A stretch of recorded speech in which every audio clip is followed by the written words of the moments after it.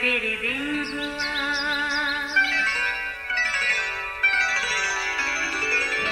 नया फिर दिन हुआ, पुरानी रात का करे सो शुक्र हम खुदा की जात का, खुदा की जात का नया फिर दिन हुआ।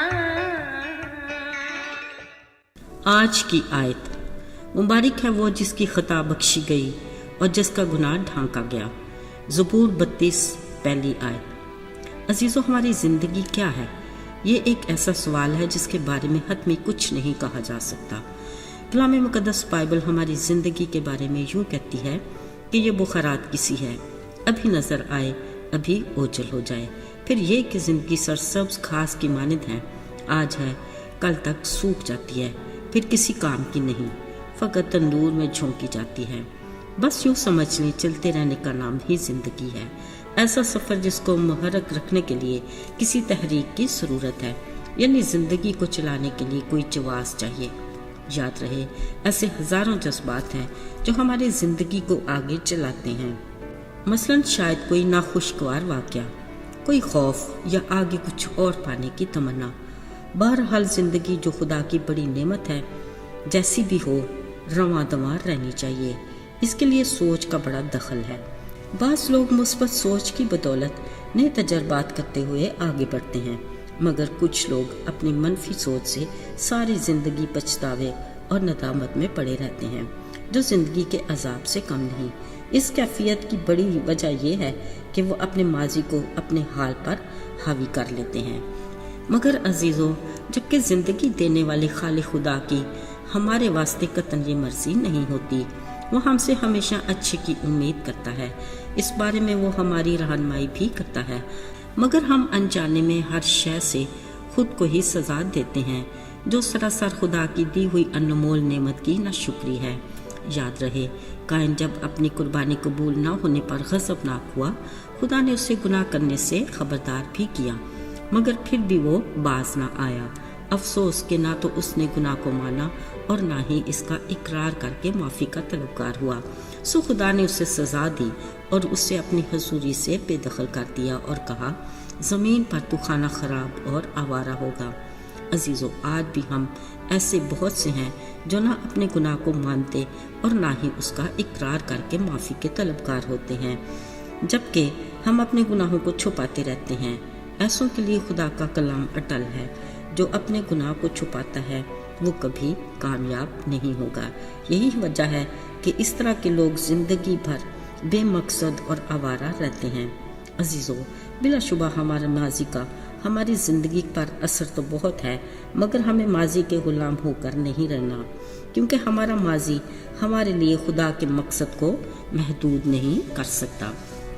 अजीज़ों, याद रहे, मूसा भी एक मिस्री का कातिल था और इसी दर्द से वो मुल्क मिस्र से भागा था, मगर खुदा ने उसे हुरब के पहाड़ पर जलती झाड़ी की तरफ मुतवज्जे करके अपने प्लान से आगाह किया और उसे उसी मुल्क में दोबारा भेजा। ज़रा सोचिए, अगर वो खुदा के हुक्म के मुताबिक ना जाता तो यकीनन वो मध्यान ही में जैसी तैसी ज़िंदगी गुजार देता, मगर वो वहाँ गया जहाँ उसके माजी की बुरी याद और परेशान कुन वाक़या वाबस्ता था। इसलिए खुदा ने उसे कौम इसराइल का बड़ा मिसाली लीडर बनाया, जो इसराइली तारीख का नाकाबिल फरामोश किरदार है। यूं ही जदाउन नामी एक शख्स को ज़बरदस्त सूरमा कहकर मुखातब किया। जिस हाल में खुदा उससे अपने फरिश्ते के ज़रिए नज़र आया, वो बुज़दिलों की तरह अपने दुश्मनों से छुप छुपा कर अपने गेहूं को साफ करके छुपाने के चक्कर में था। जब खुदा ने उस पर अपने मंसूबे को जाहिर किया, अगरचे उसने कई बार खुदा को आजमाया कि वो उसके साथ है भी कि नहीं, आखिरकार उसने खुद को खुदा की मर्जी के ताबे किया। फिर खुदा ने भरपूर तरीके से उसे उसके दुश्मनों के खिलाफ इस्तेमाल किया और वो हकीकत में ज़बरदस्त सूरमा की तरह कौम इसराइल को उनके दुश्मनों की गुलामी से छुड़ाने में कामयाब हुआ।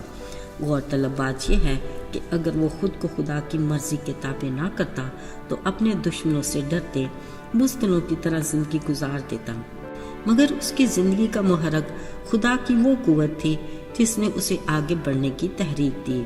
अजीज़ों, अगर आज हम अपने माजी में पलट कर देखें तो हम भी गुनाह की दलदल में पड़े मायूसी और बेयकीनी की ज़िंदगी गुजार रहे थे, मगर उसने अपने बेइंतहा प्यार की बदौलत अपने इकलौते बेटे यीशु की जान का कुफारा देकर हमें गुनाह की दलदल और मायूसी के अंधेरे से निकाला और रोशनी में लाकर हमारे कदमों को मजबूत चट्टान पर उस्तवार किया।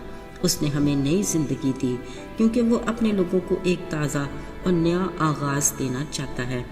याद रहे, अगर हम भी मुकम्मल तौर पर अपनी ज़िंदगी को उसकी मर्ज़ी के ताबे करें तो वो हम में हैरत अंगेज़ काम करके हमें अपने नाम का जिंदा गवाह बना सकता है। बाइबल मुकद्दस में तहरीर है, मुबारक है वो जिसकी खता बख्शी गई और जिसका गुनाह ढांका गया। यूं खुदा उसका सारा हिसाब चुका करके उसे नई जिंदगी अता करता है, क्योंकि वो ऐसा करने की कुदरत और इख्तियार रखता है। आइए दुआ करें। आए हमारे मेहरबान बाप, आज हम नए सिरे से अपने गुनाहों का इकरार करते हैं। जानते हैं कि तू हमारे गुनाहों को मुआफ़ करने और हमें सारी नाराज़गी से पाक करने में सच्चा और आदिल है। हमें अपने में मजबूती अता कर। यीशु के जलाली और कादर नाम में मांगते हैं, आमीन।